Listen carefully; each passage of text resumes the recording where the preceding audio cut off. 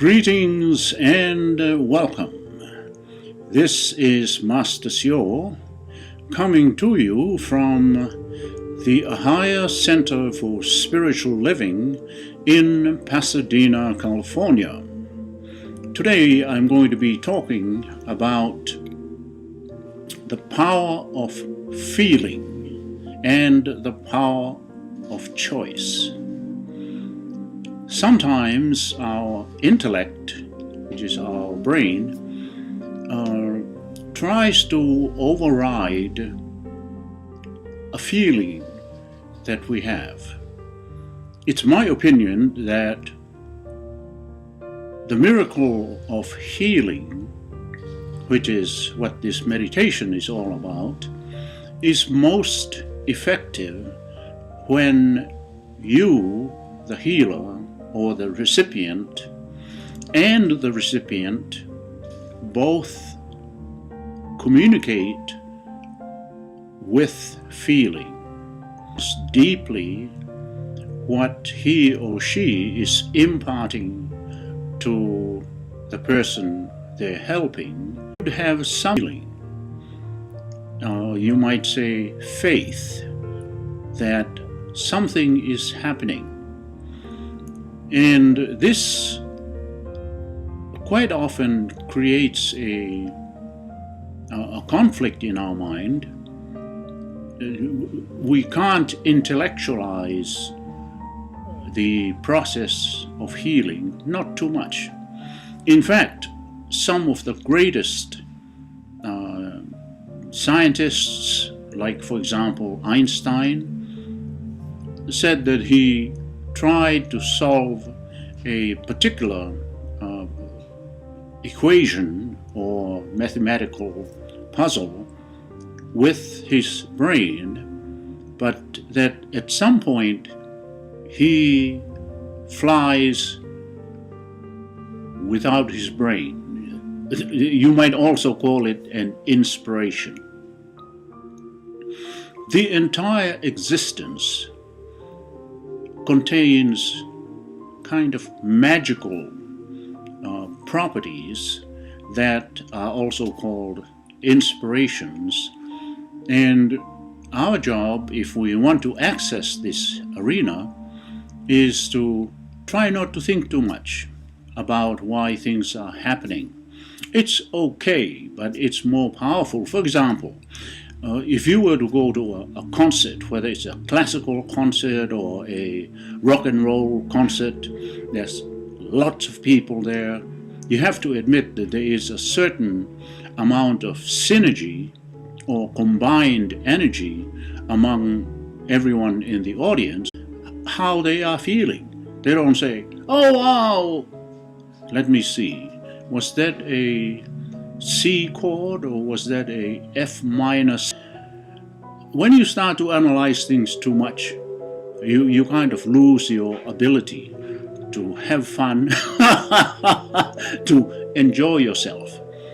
So this is particularly applicable in the field of healing. In a little while, if you haven't already, you will begin to feel more relaxed and more comforting in your own body.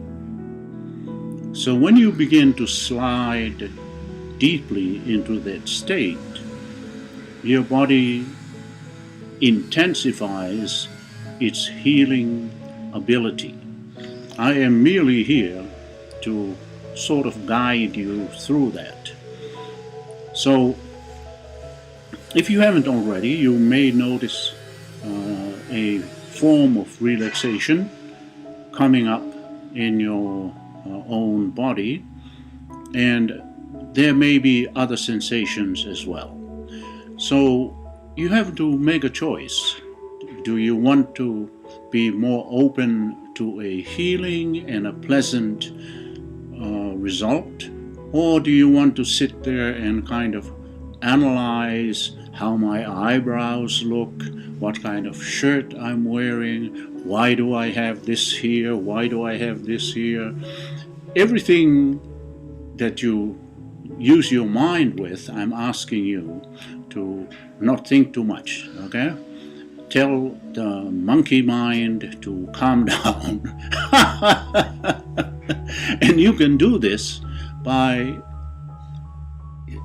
in the next few minutes at least, try to not think of how you're going to fix your washing machine or someone that crossed in front of you while you were driving on the freeway. Just try to be present. The past is gone. The future actually will never arrive. All we have is what we have right now. So I'm asking you to listen carefully to the directions. This is not for my benefit, it is for your benefit. And then after we are done, you can think whatever you want to think. I really don't care. But what I do care about is that you receive maximum benefit from our short time together here. Now I'd like to ask you to please focus your eyes on my third eye, which is right about here, and just observe. It is possible that you might start to see different kinds of lights. Sometimes they look like little laser beams shooting off. Sometimes they are like a kaleidoscope of colors wafting around in a circle or side to side, sort of like a washed out kind of rainbow, if you will. And you may even see some other images like animal totems or landscapes, even with your eyes open. This is because we communicate, all living things communicate with these little tiny particles of light called biophotons. After you have been trained for a while, it's possible to see these biophotons floating around people, and even in the trees and the fishes in the ocean and so on. So for the next few minutes, please just observe. Whatever you feel, whatever you see, you merely say to yourself, "Oh wow, I can see that. I can feel that." And the more you observe and acknowledge, the deeper you will enter into the healing zone. So keeping your eyes open here, as much as you can without blinking. Even if my own eyes close, please keep your eyes open.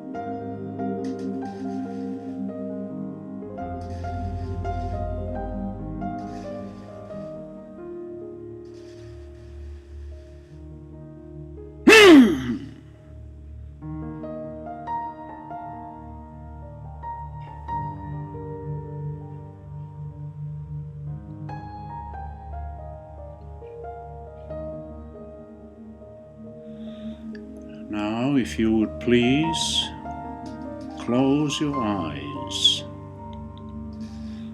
Gently close your eyes and still continue to observe what you are feeling. It is also possible with your eyes closed to see things like lights, even landscapes, people that you know or don't know. Merely acknowledge also the sensations that you feel, whether it's calmness or even if you feel nothing at all. Acknowledge that. But for everyone, there are now powerful healing sensations being experienced in your body with or without your acute awareness of these sensations occurring.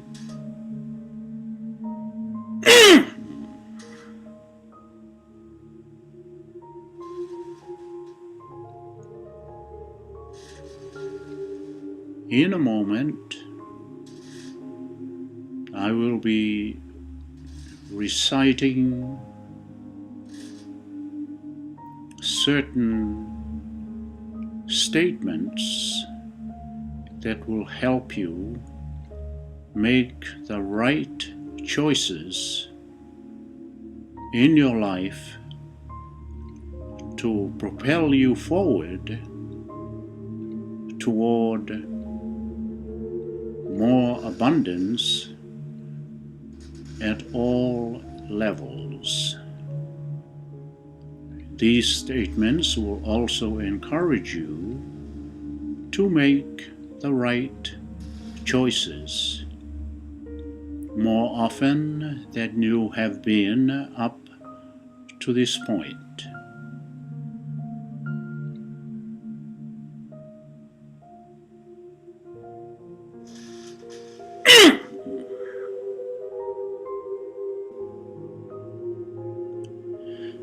I always decide what direction my life takes, whether it's physical, mental, spiritual, or emotional. I celebrate the positive outcomes of my decisions and adjust any negative areas so that I can continue to move forward with optimism.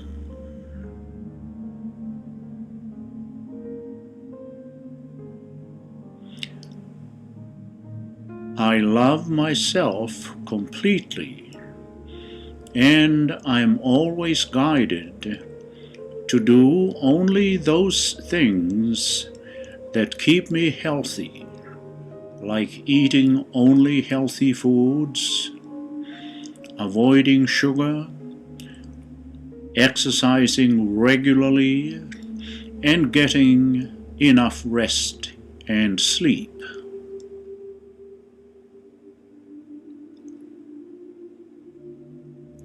The healthier I think I am, the healthier I get.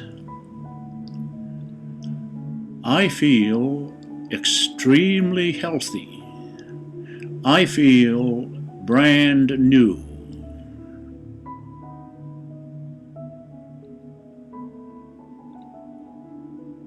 I feel wonderful new energy in me, and it keeps me moving.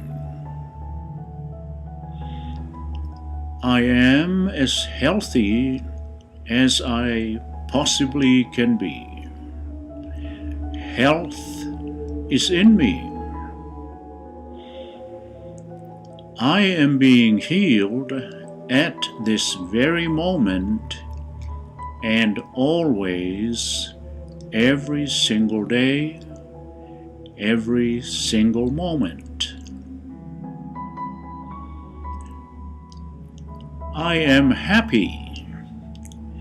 No matter what goes on in my life, I face my days in a healthy way and with a bright spirit and with lots of smiles.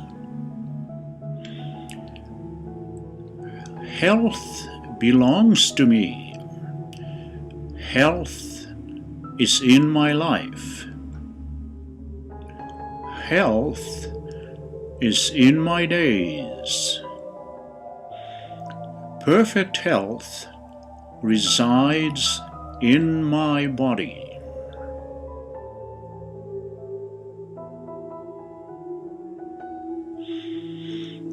I always decide what direction my life takes, whether it's physical, mental, spiritual, or emotional.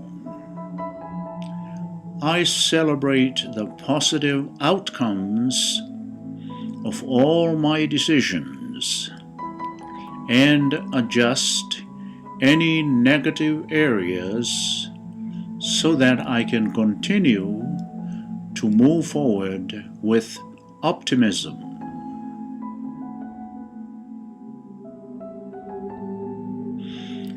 I love myself completely, and I'm always guided to do only those things that keep me healthy, like eating only healthy foods, avoiding sugar,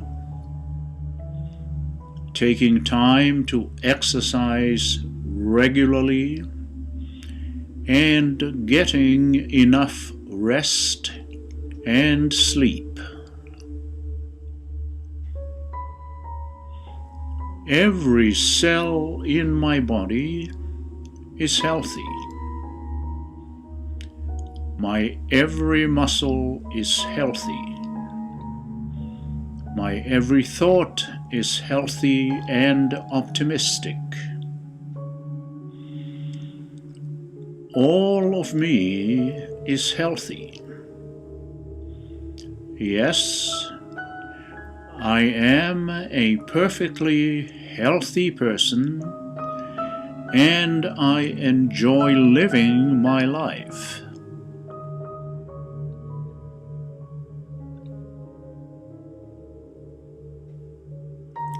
I am healthy.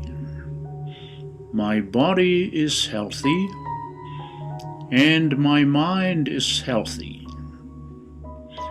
I have thoughts of wonderful health in my mind at all times. I always consider myself to be healthy, and I always am healthy. I am healthy every day. And the more time passes, the healthier I get. Small pains do not bother me. I am healthy. At the end, I always am healthy and with a joyous mind.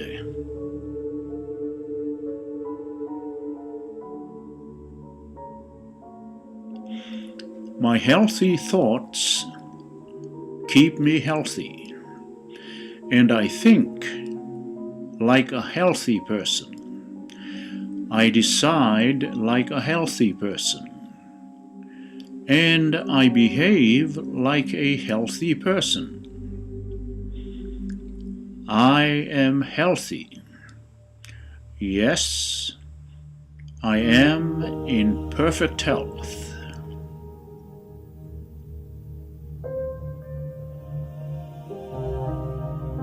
I always decide what direction my life takes, whether it's physical, mental, spiritual, or emotional.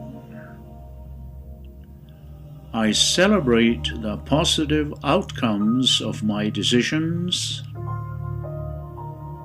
and adjust any negative areas so I can continue to move forward with optimism. I love myself completely, and I am always guided to do those things that keep me healthy, like eating only healthy foods, avoiding sugar, exercising regularly, and getting enough rest and sleep. Each day is a healing day. Each day is a soul cleansing day. My body has its own rhythm, and it is perfectly good. I heal every day. My body has its own rhythm, and it is in excellent shape. My pains go away, and pure health comes to me.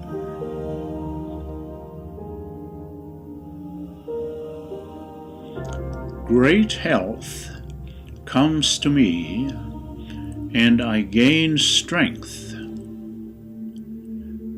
Health comes to me, and I gain power. My mind and body heal, and I get physically and mentally better and better. I am a magnet that attracts all good things, including a wonderful income, better friendships, closer relationships with my family, my relatives, my friends, and at work. Inside of me, there is a calm and serene world. I have inner peace. I have calm. I have serenity. I am relaxed. My body is beautiful, in good shape, and is relaxed and also ready for action without any problems whatsoever. My mind is free of stress every day.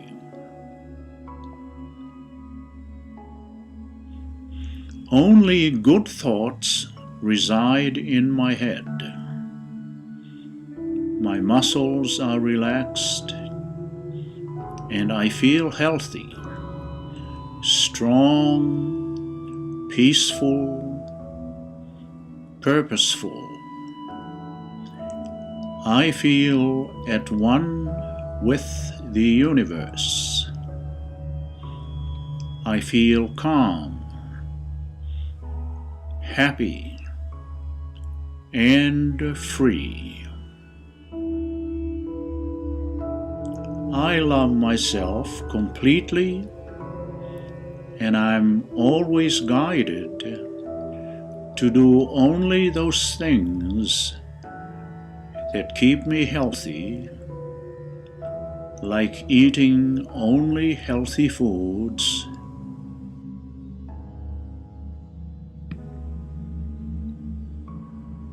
and now please gently open your eyes. Gently open your eyes and see just how much brighter your surroundings have become, and your feelings of being more hopeful and optimistic about your life. Thank you for helping yourself to heal in all ways possible, physically, mentally, spiritually, and emotionally.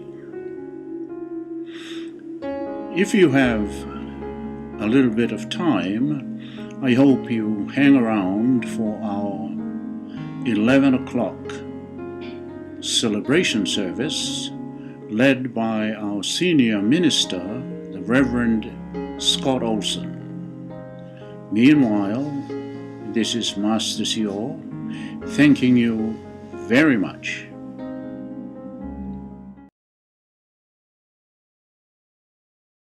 CO, it's so nice having you here as always. And it's so great that you're here to help us to keep our immunity and our frequencies high. And I appreciate so much all the energy that you bring to Ahiah. And so I'd like to ask the people who have joined us for Master CO if they'd be willing to donate a few dollars, maybe $5. I guess I can take the mask off.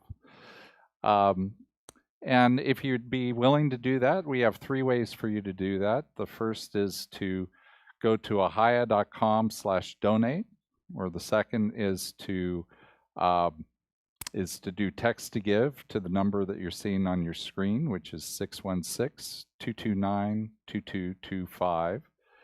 Or the third way is we love to get checks in the mail, so to speak, and I love the cards that people give sometimes with that. And so you can always just send a check to Ahiah at 150 North El Molino Avenue, Pasadena, California, 91101.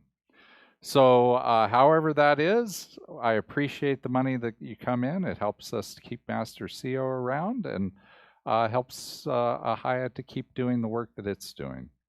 So I hope that you stick around. Our service is going to start in just a moment.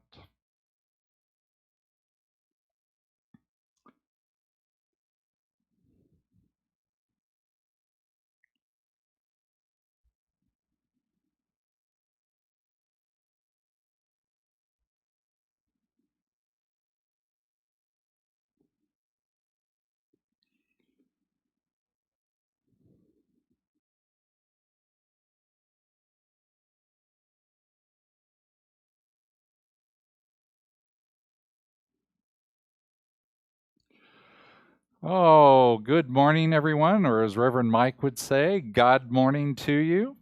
This is Reverend Scott Olson. I'm the senior minister at Ahiah Center for Spiritual Living. We're located in downtown Pasadena, just a block and a half north of Colorado Boulevard, which is where you would normally see the floats going down for New Year's Eve or for New Year's Day Christmas parade, or not Christmas parade, it's the Rose Parade. But we won't be seeing that this year. It's been canceled. It's another, effect of the pandemic. But anyway, once we go live again, we're here today to do our virtual service. But once we go live, we would love to have you come down and to be a part of our service here at our sanctuary. We have a lovely sanctuary, a lovely building, and you are all welcome. So we're going to do a Sunday celebration right now, and I am so glad that you're here with us. I have a few people here. I got the band here with me today. It's so nice to have a few people in the audience. We're all keeping socially distanced, but we're here live, which is a little bit different for us. We've been doing it pre-recorded for a while.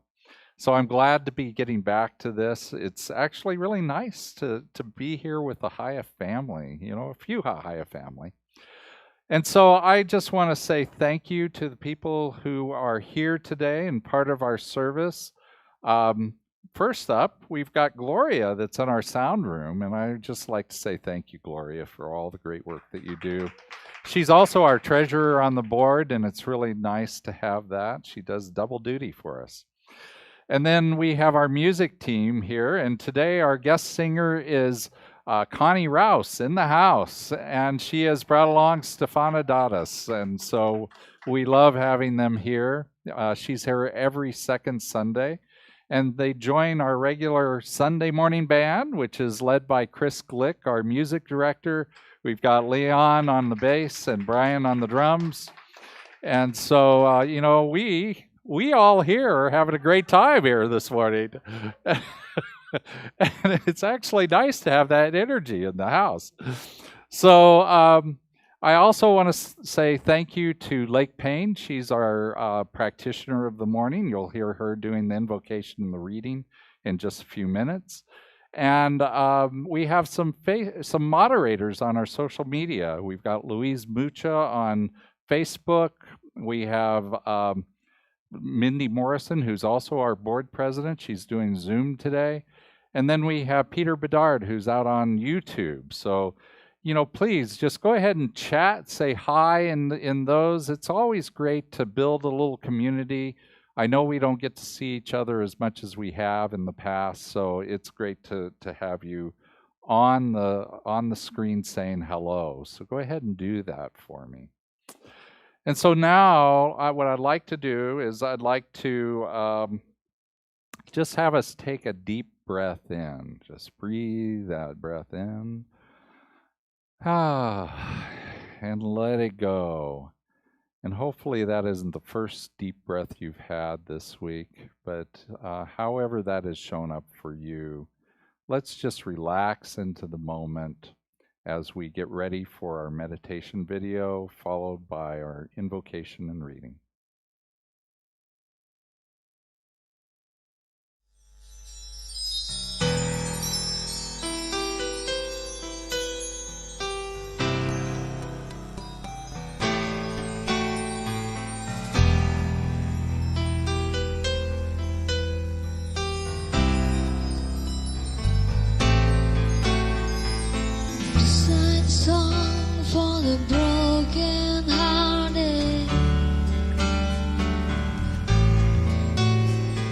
Silent prayer for the pain departed.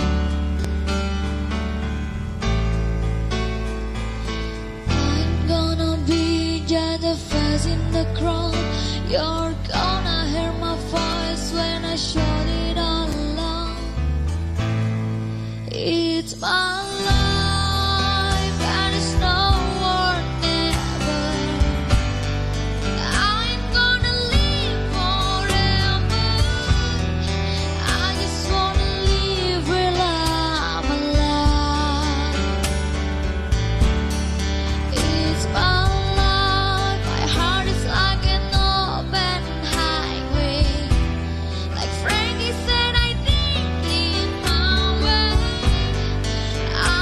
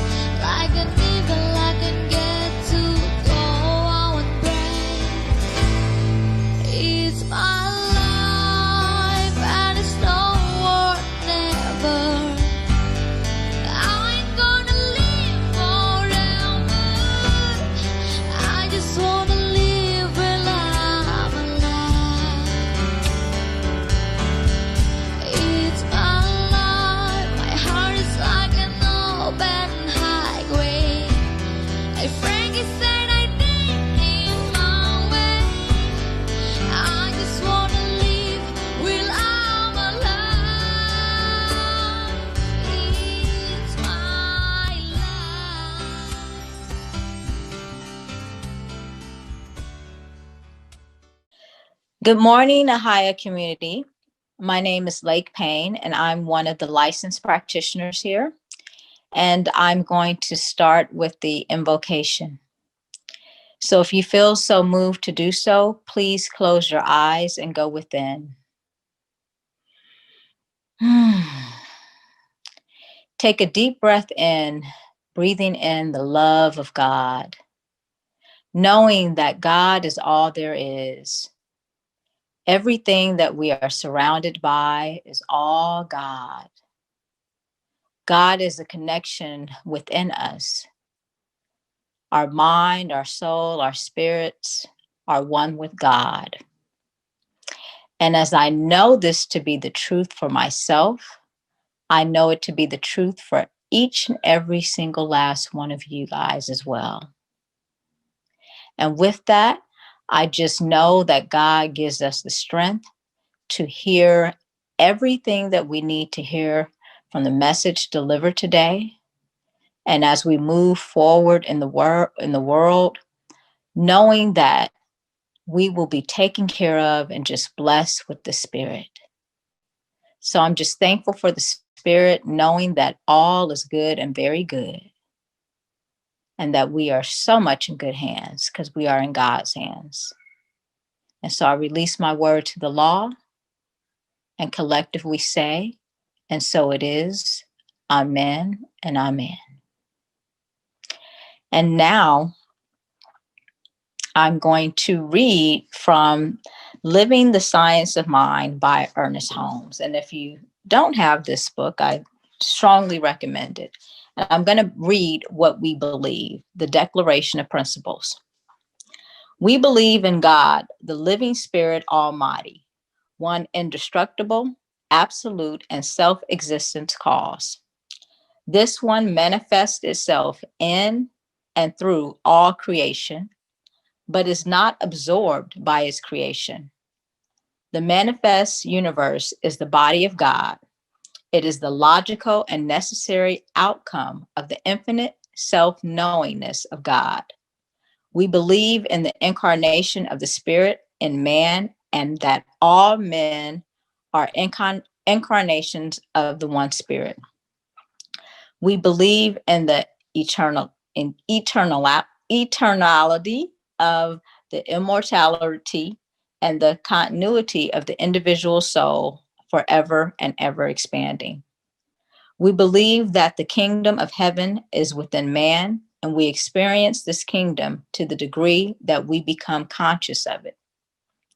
We believe the ultimate goal of life is to be a complete emancipation from all discord of every nature, and that this goal is sure to be attained by all.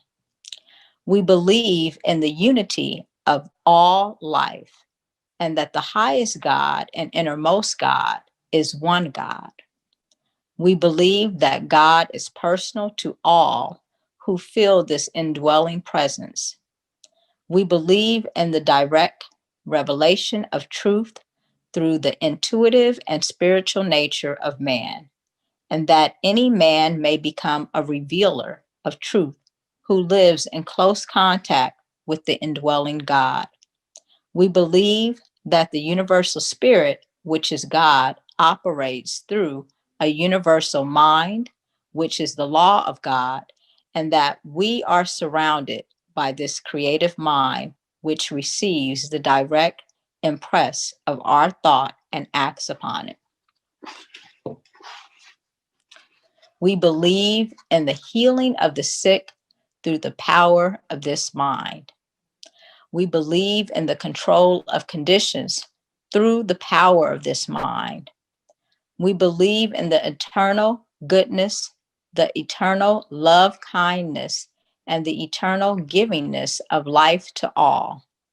We believe in our own soul, our own spirit, and our own destiny, for we understand that the life of man is God. The affirmation for today: we believe in God, the living Spirit Almighty, one indestructible, absolute, and self-existent cause. Thank you. Namaste. Good morning, beautiful, beautiful Ahiah family.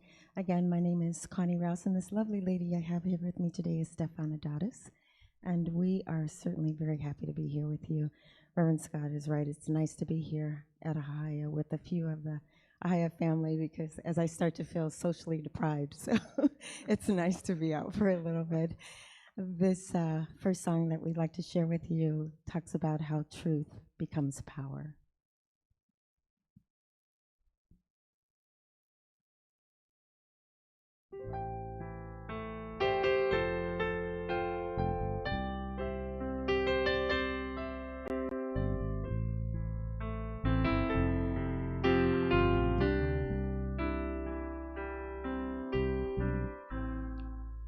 I could tell you I was fragile.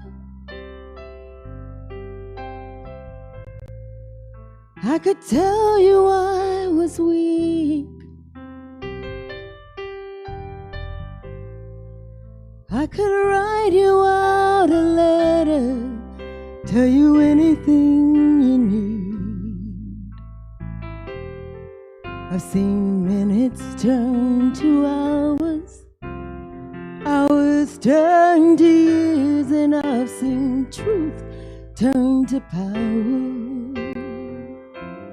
If you could see me the way I see you, if you could feel me the way I feel you, you'd be a believer, you'd be a believer. Minutes turn to hours, hours turn to years, and I've seen truth turn to power.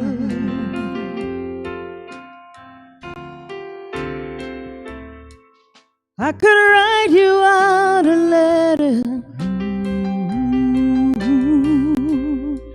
but I know you'd see the light. I could tell you I'm immune to everything, but that's a lie. Clouds don't turn to flowers, skies don't disappear, but I've seen truth turn to power. Oh, and if you could see me the way I see you, and if you could feel me the way I feel you, you'd be a believer, believer. You'd be a believer, believer. You'd be a believer, believer. You'd be a believer. To keep going on, going on. I said it's hard to keep going, hard to keep going on. It's hard to keep going on. Ooh, if you could see me the way I see you, and if you could feel me the way I feel you, you'd be a believer, you'd be a believer, you'd be a believer, you'd be a believer, you'd be a believer, you'd be a believer. Minutes turn to hours, hours turn to years, and I've seen truth turn to power.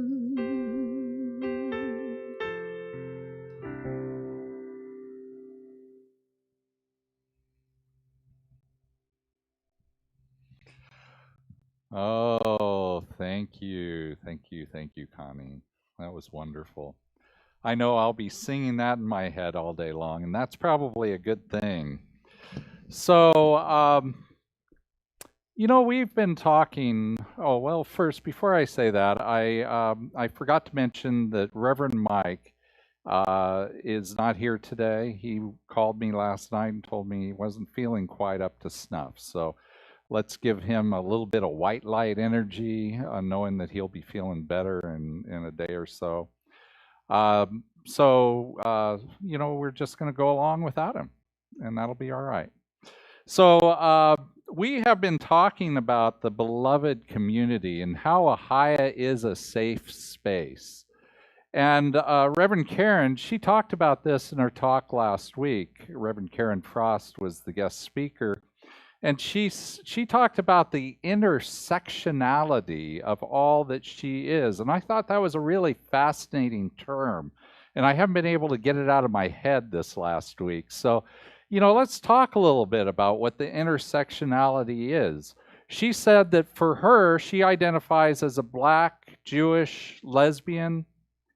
But the truth is we have many, many more things. And she said she feels very safe here at Ahiah, and that's wonderful. And I do think that Ahiah is a beloved community because what we are here to do and what we are, you know, trying to be at all times is we're trying to resonate with that idea of namaste, which is the idea that the God within me sees and recognizes the God within you. And when we know that we're truly one.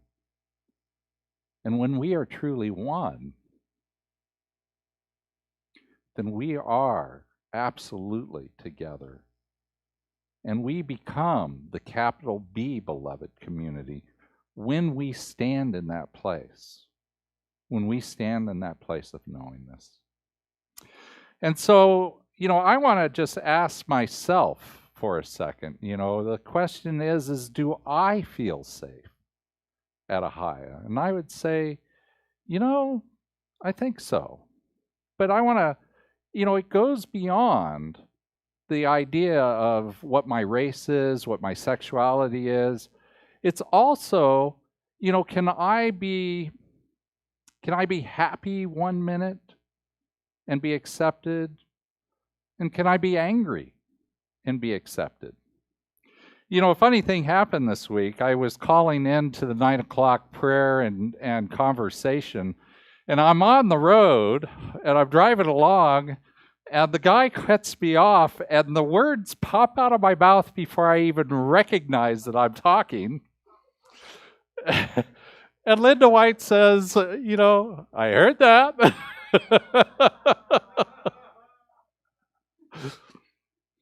You know, but the nice thing about it was that it wasn't a judgment. It was a recognition. It was like, did I say that with my outer voice? And the answer, unfortunately, was yes. But, you know, when we sit with each other and we don't allow those judgments to come in, you know, we can be in community. We can have appropriate boundaries. But if we step them over them by accident, we can still love each other during that time. So we are creating here at Ahiah the capital B beloved community, and I am so, so grateful. I know that we have work to do because I don't see any community out there that is the true capital B beloved community. But I think what's important is that we are trying, that we are stretching for it. So the theme for this month of December is celebrating divine truth. And, you know, this concept of namaste is one of those divine truths that we are celebrating this month. And we have a lot to celebrate in the month of December. Throughout different religions, there are many, many holidays that pop up in December. Just to name a few, we've got Christmas and Hanukkah and Kwanzaa and the winter solstice, you know, and there's many more holidays in December. And I'll be talking about one more in just a few minutes. But you know, those holidays, they express and they have spiritual truths that go in them. And our founding person, Ernest Holmes, who was the founder of our philosophy, he went out and studied all the world's religions and looked for that golden thread of truth in them. And one of the things that he says is on your screen right now, and it is, he says, I am living in a perfect universe. It always was perfect, and it always will be perfect. And that's one of these defining spiritual truths that we, or divine spiritual truths, that we are living by, that we are recognizing. And, as we talk about the shadow, it's kind of hard to mix those two, right? You got the shadow.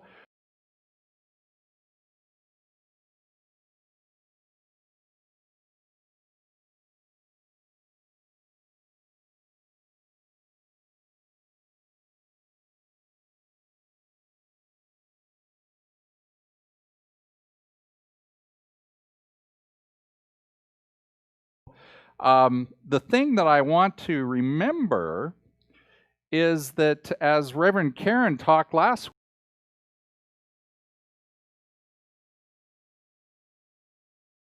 week, that we're living in, it's absolutely true.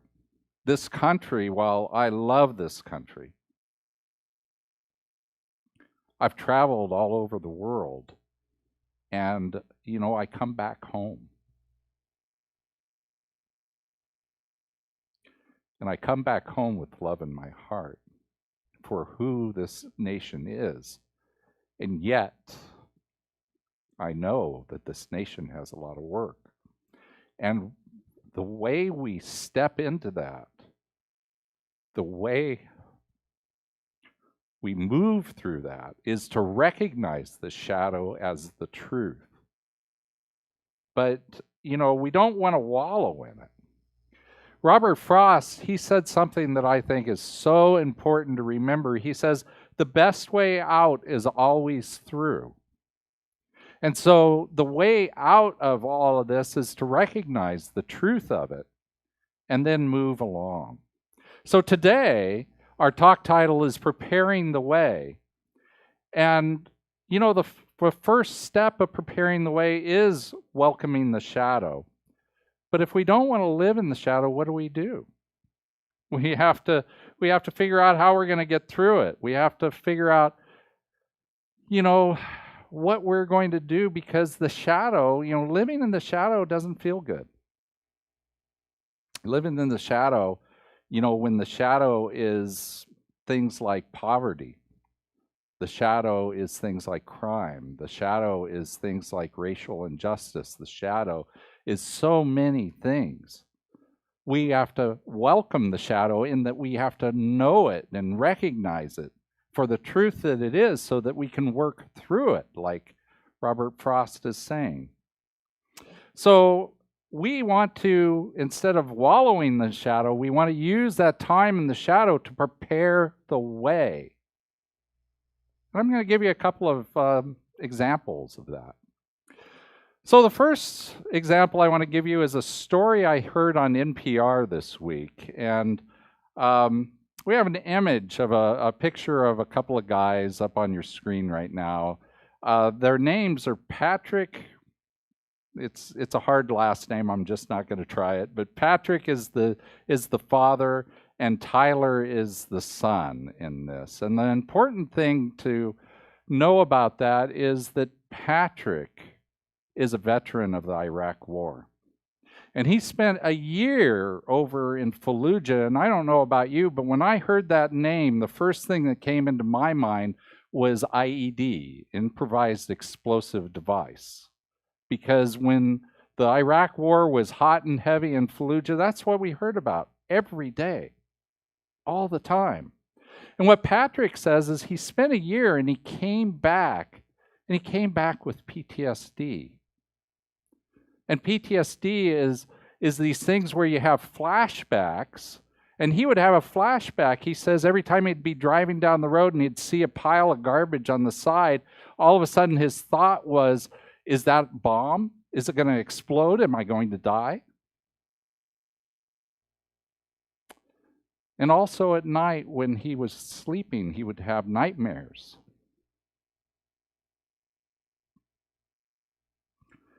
And those nightmares, didn't allow him to sleep. And so his nightmares required him to drink himself to sleep or take pills so that he would sleep.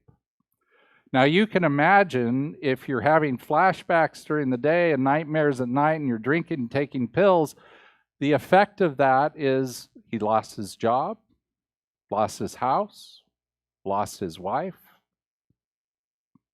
and his son, Tyler, was a teenager at the time. And his son, Tyler, is the focus for me about this, because Tyler knew what his father was and who his father was before he left for the war. And he wanted his father back. Wanted his father back the way he had been. 7 years went by from the time Patrick came back from the war. And by this time, 7 years has gone by, and Tyler is now in his senior in college in Minnesota. And he's doing some sort of technical degree. I'm not sure what exactly it was, but it prepared him so that when he heard about a computer hackathon, never heard that term before, but a computer hackathon where the topic was PTSD, and the idea was they were going to find a way of helping people with PTSD through technology. Now, he was a struggling college student. He took whatever money he could find out of the little bit that he made to put himself through college, and he took all of that, and it got him from Minnesota to Washington, D.C., where he went to that hackathon, and he got involved. And his idea was that, you take one of these smartwatches here. I call it my Dick Tracy watch. You take your Dick Tracy watch, and it can do things like it senses your heart rate and things like that. And he was hoping he could program an app in it so that he could see he could sense what was going on in his father, so that he could buzz on the phone or on the watch when he was starting to have a flashback, when he was starting to have a nightmare. And Patrick, the father, he says that these were his little miracles, those little buzzes, that they were just enough to draw him out of the flashback, out of the nightmare. And today, where Patrick is today he has gone back to work, he's gotten remarried, and Tyler has his father back. And the thing is it was 7 years in the shadow. 7 years. I don't know about you, but when I pray, I'm sitting here in my prayers, and I'm thinking, God, all I want to do is get from here to there. It's not hard for God. It's definitely possible for God, for Spirit. Spirit can do anything. Spirit can do it instantaneously. But doggone it, in my life, it never seems to happen exactly like that. It can happen. It's not God's problem. It's my problem. It's my issues. And what I find is that instead of going from here to there, I go over here and spin around over here for a while. And then I go over here and I spin around over here for a while. And the thing is when I'm spinning around like that, it's exactly what I need. It's exactly what I need in order for me to actually arrive from this place I'm at to the place I want to go.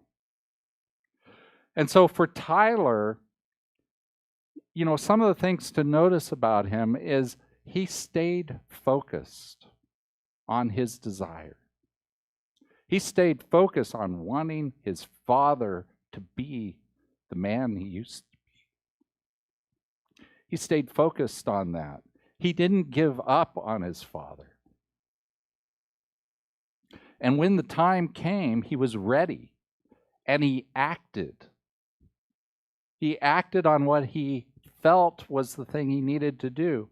And that's what we need to do. That's the moral of this story, is we need to have faith, and we need to be able to act at the time and the moment that it's happening. And you know, the wonderful thing about this story is that that watch that he made for his father is now being picked up. It's been FDA approved. It's going to be released. And it's not just Tyler's father that is being helped in this. It's thousands of servicemen that potentially are going to be helped. And that, I think, is divine. Now, the second story I want to tell you is yesterday, on Saturday, it was Our Lady of Guadalupe Day in Mexico. And you know, I've heard that term many, many times before, and I never knew what it was. And so I saw it on my calendar, and I thought, well, first of all, I went to my husband, Gabriel. He's from Mexico. I went, what is this, right? And then, of course, I went to Google and looked up some other stuff, and it's actually a little bit fascinating. The story behind this Mexican holiday is that on December 9th, catch this date, 1531, almost 500 years ago, a man that we call now Juan Diego saw the Virgin Mary. And not just once, he saw her several times, but you know, there's a story in here on this. Now, the thing I want you to recognize is that, you know, Christopher Columbus sailed the ocean blue in 1492, right? And then Cortez, he conquered the Aztec nation, you know, part of our glorious history here in Americas. But he conquered the Aztec nation in 1519, 12 years before this. So this man that we call Juan Diego, I am sure his name was not Juan Diego on his birth certificate, right? It's been I was going to say anglicized, but that's not the right word, Spanishized or whatever. I'm not sure what to say on that one, but it was put into the vernacular of the people who were conquerors. But Juan Diego, he said that when the Virgin Mary talked to him, didn't talk to him in Spanish, even though he was literate in Spanish, he was fluent in Spanish by that time, talked to him in Nahuatl, which is the native language of the Aztec nation. And what she said was, you know, he found her at the top of a mountain there in Mexico City, or a little hill, really, that had been a area for a shrine to one of the Aztec gods that they had torn down. Found her up there, and she told him to go and ask the bishop to build a church there on the top of that hill. That was 3 days before the actual Our Lady of Guadalupe Day, because he went down. The next day, he went down and he told the bishop, he said, I had a vision. The Virgin Mary told me to ask you to build a church on top of this hill. And the bishop says, well, that's a big ask. You know, that takes a lot of resources and stuff.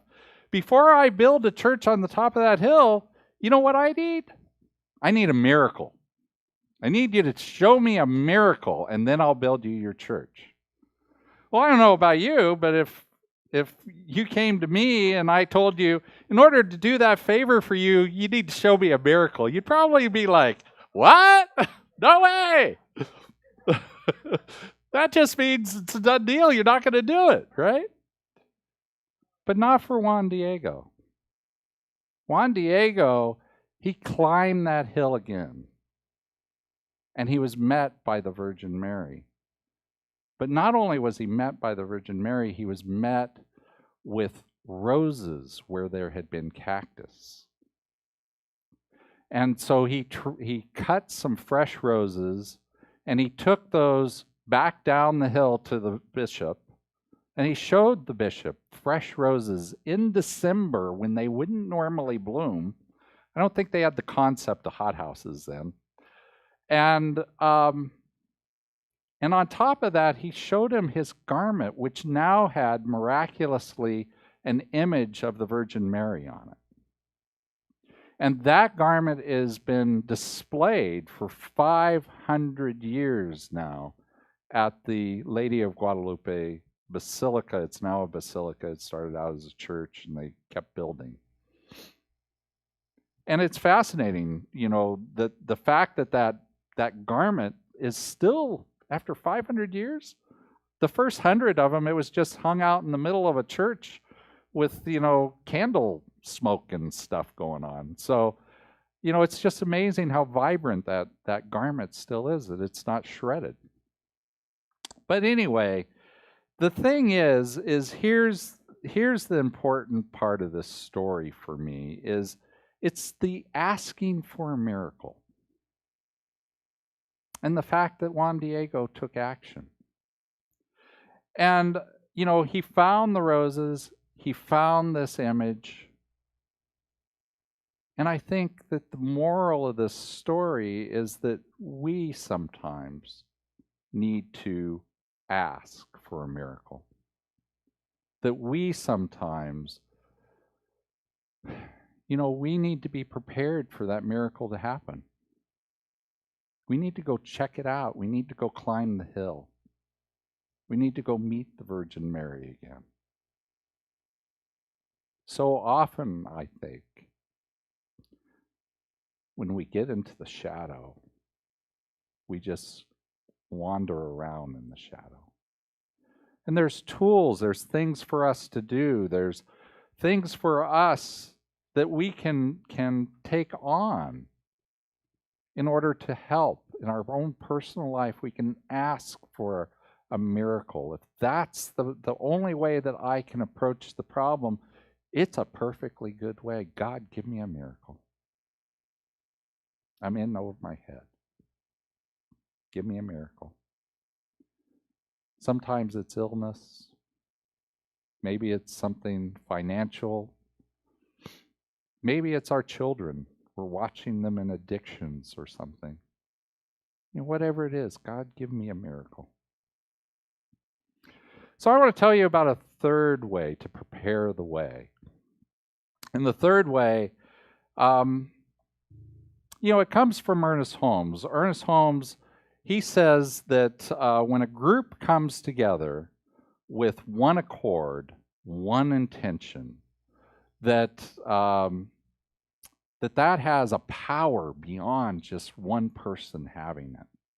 He says it this way. On the screen you'll see a quote. It says, "There is no reason to doubt that in the field of spiritual consciousness, a chain reaction could be created which would bless the world." A chain reaction, that's that thing where, you know, this thing goes off and then that thing goes off and then another thing goes off. And that's what we're doing when we're together in one accord, is we're creating this chain reaction of input into the one mind, which then comes out into our reality. Another way of looking at it is something called the Maharishi effect. And this is a study. If you look it up on the internet, you'll eventually find the page I found. And I want to read you a little bit about what it says on one of the internet pages. It says, "Scientific research found that in cities and towns all over the world, where as little as 1% of the population practices the transcendental meditation techniques, they found that the rising crime rate is reversed, indicating increasing order and harmony." So basically what they're saying is, if you do the transcendental meditation, you get 1% of your population to do it, what you find around you, in people that don't even know you're doing it, is you find more order, you find more harmony. Now, I don't think it has anything to do, let me rephrase that. Not the only way of creating this is transcendental meditations. That is one way of doing it. I think any time that we are working to center ourselves in the knowingness and the love and the peace and the joy that God is, knowing that as the truth of ourselves, and therefore because it's the truth of ourselves, and that term, once again, of namaste, if it's true for me, it's true for you, then there is an increase of order. There's an increase of harmony around us, and great things can happen. So I want to leave you with an affirmation for the day. If you will read along with me, it says, "Peace in my heart outpictures as peace in the world. My peace is a reflection of the Christ consciousness." That Christ consciousness, that is what we're shooting for when we're talking about meditation, when we're talking about, centering ourselves. Christ consciousness is that knowing the divine is the truth of me. And so as you go out into your week, I would like you to recognize that, the way out is the way through. That's the way you got to go, folks. So when you're in the shadow, recognize you might be there for just a little while, but it's okay, because what you're doing in that time of the shadow is you're being guided by Spirit.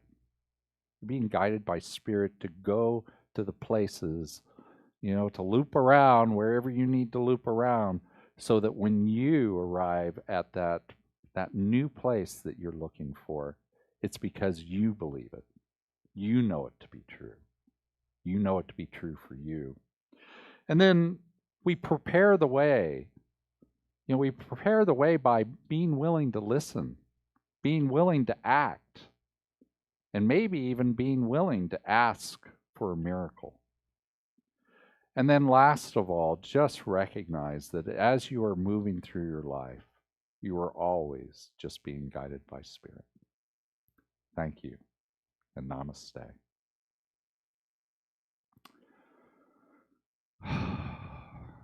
And so let's just take a moment to go into prayer.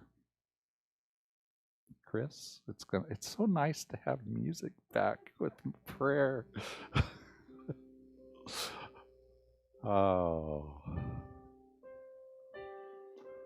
So I just drop down inside of myself to that place that knows that it knows that it knows.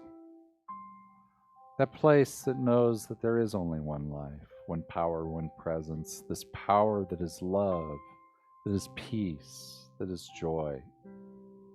It's a power and a presence that lives through us and as us, as each and every one of us are individualized expressions of the divine I am, you are, every conscious being is. And so I know absolutely that the love that God is the love that I am. It's the love that you are.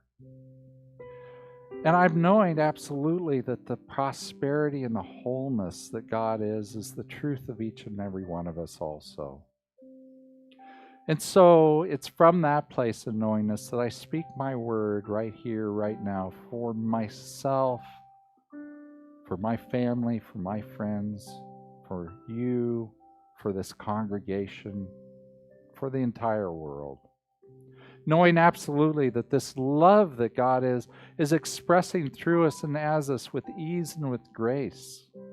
That this love that God is, it allows us, it holds us, it protects us when we're in that shadow. I can hold on in the shadow knowing that I'm not alone. That I'm not alone in spirit. I'm not alone in this life. That there are so many people, such love in this world, that it's holding me, holding you, holding everything together. that is this love that just moves us and buoys us forward. It's this love that is guiding us, even when we're going around in circles. It's the love that's guiding us towards that destination that we're looking for. I know absolutely that there is more than enough in this world to go around. I know absolutely that we are supported in the wholeness that is our body. And I know absolutely that in this time that we find ourselves with the pandemic, the elections still churning, financial issues, that we're sitting a little bit in the shadow right now. But there is a bright day coming. That there is the love and the peace and the joy moving us towards that better day, that brighter day. And that we're learning the lessons that we need to learn right now. And so for knowing all of that, I just give thanks. And I release this prayer to the love that God is and to the law that God is, knowing that it's already fulfilled in the mind that God is. And I say life and God are good and very good. And together we say, and so it is. Amen and amen. So now is the time for our conscious contributions. And what I'm knowing is that many of you, probably most of you, have already given to Ahiah through some online method. And so I want to say thank you for that. I also want to say that, we're in the middle of a pledge program right at this moment.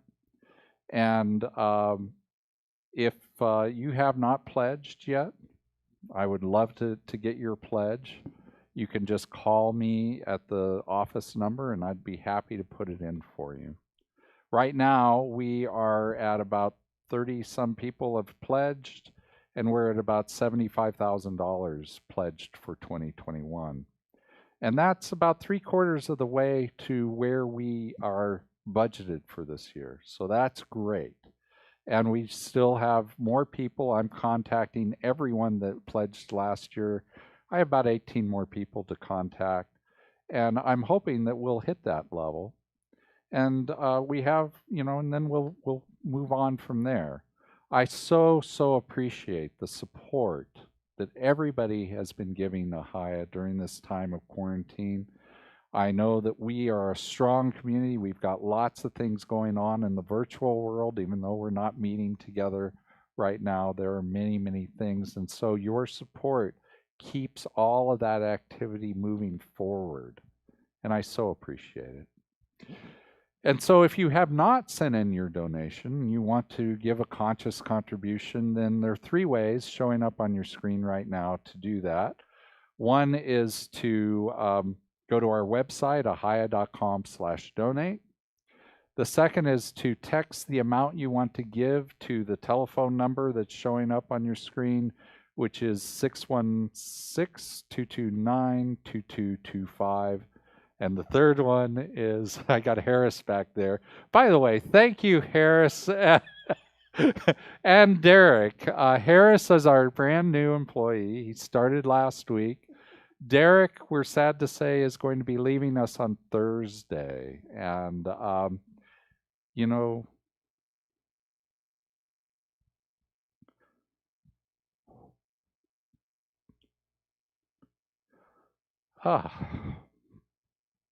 Derek, thank you so much.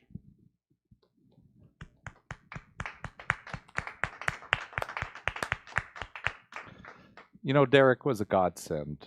He really was. He came here at a time when we were suddenly, unbeknownst to us, we were going to do live streaming because of the coronavirus. And I would have gone insane without Derek. So, so thank you, Derek. I appreciate everything that you've brought to Ahiah. He is going back to Las Vegas and where he grew up and where he's got a girlfriend and all. And we've hired Harris, and I am just very happy with Harris. He's a great guy, and I'm sure we're in good hands. So anyway, I wasn't sure that was coming along, but thank you guys. And I think the last way to donate is to send a check to Ahiah. I love getting checks in mail, and you can send it to 150 North El Molino Avenue, Pasadena, California, 91101. And so if you will take your virtual gift and hold it up to your heart, and you've seen it on the screen right now, so you can say it along with me. This gift I give is God in action. I send it forth with joy, confidence, and ease. I am blessed by the law of giving and receiving as I now share my gift with life. Pressed down, shaken together, and running over. And so it is. Amen and amen. And so now we have the wonderful opportunity of another song from our favorites. Let me grab my mask. Our favorites, Connie and Stefana. Thank you so much, Reverend Scott. And I truly, truly love your messages. Thank you for sharing. It is the holidays.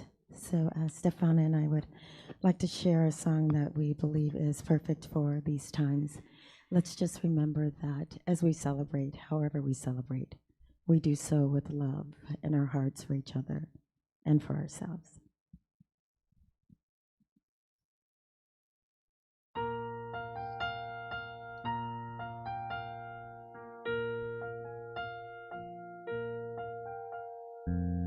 Someday at Christmas, men won't be boys, playing with bombs like kids play with toys.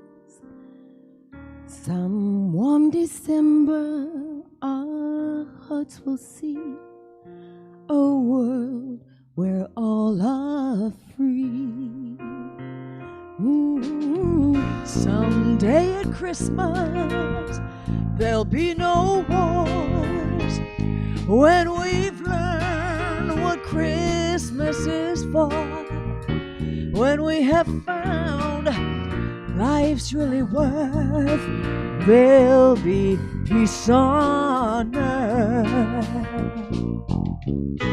Someday all our dreams will come to be.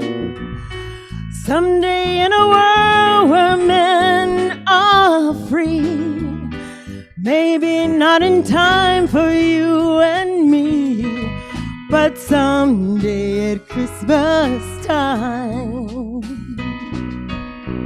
Someday at Christmas, we'll see a land with no hungry children, no empty hand. One happy morning, people share a world where people care.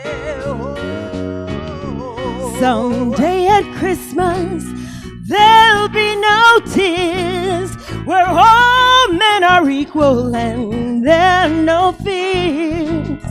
One shining moment, one prayer away from our world today.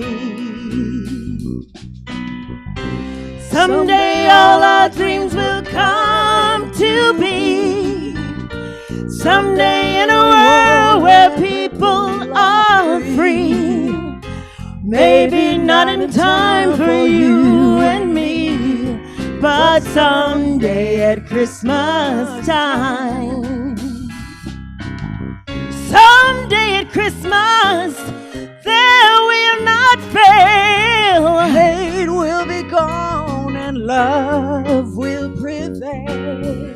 One shining moment, a world we can see with joy in our heart.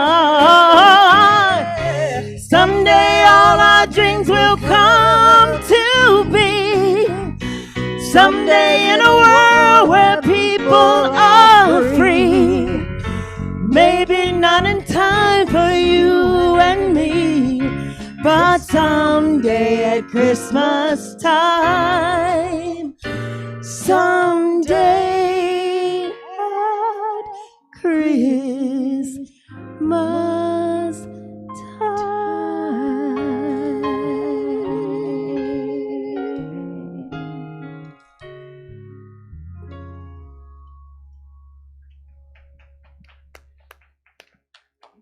Yes, yes, yes. Someday at Christmas time. I'm looking forward to that day, absolutely. So now it's time for a few announcements. I just want to start off by welcoming and inviting each and every one of you to come to our Christmas Eve sing-along. We're going to be featuring Elizabeth Hangen singing some songs. We're going to be on Zoom, and you can put everybody will be on mute but Elizabeth. So, you just sing however you sing in the shower, and it'll be great, But, with the pandemic,